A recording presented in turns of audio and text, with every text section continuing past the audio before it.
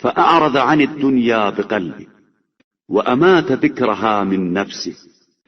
وأحب أن تغيب زينتها عن عينه لكي لا يتخذ منها رياشا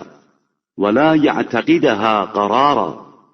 ولا يرجو فيها مقاما۔ آپ صلی اللہ علیہ وآلہ وسلم نے دنیا سے دل سے کنارہ کشی فرمائی اور اس کی یاد کو اپنے دل سے محو کر دیا، اور یہ چاہا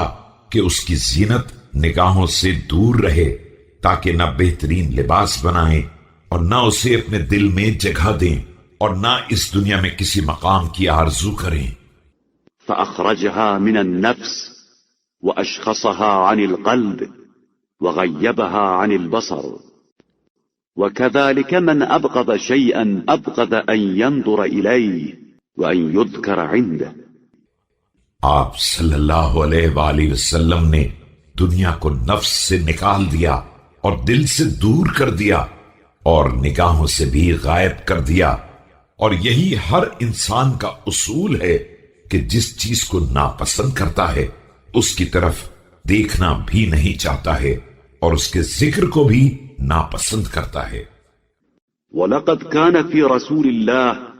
صَلَّى اللَّهُ عَلَيْهِ وَآلِهِ ما يدلك على مساوي الدنيا وعيوبها إذ جاء فيها مع خاصته وزويت عنه زخارفها مع عظيم زلفته۔ یقیناً رسول اللہ صلی اللہ علیہ وآلہ وسلم کی زندگی میں وہ ساری باتیں پائی جاتی ہیں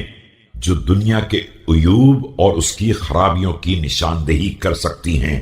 کہ آپ صلی اللہ علیہ وآلہ وسلم نے اپنے گھر والوں سمیت بھوکا رہنا گوارا کیا ہے، اور خدا کی بارگاہ میں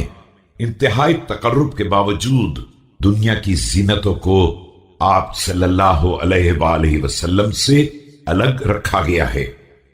فَلْيَنْظُرْ نَاظِرٌ بِعَقْلِهِ أَكْرَمَ اللَّهُ مُحَمَّدًا بِذَلِكَ أَمْ أَهَانَهُ فَإِنْ قَالَ أَهَانَهُ فقد كذب والله العظيم بالإفك العظيم۔ اب ہر انسان کو نگاہ عقل سے دیکھنا چاہیے اور یہ سوچنا چاہیے کہ اس صورتحال اور اس طرح کی زندگی سے پروردگار نے حضرت محمد صلی اللہ علیہ وآلہ وسلم کو عزت دی ہے یا ان کی توہین کی ہے، اور اگر کسی کا خیال یہ ہے کہ ان کی توہین کی ہے تو وہ جھوٹا و افترا پرداز ہے۔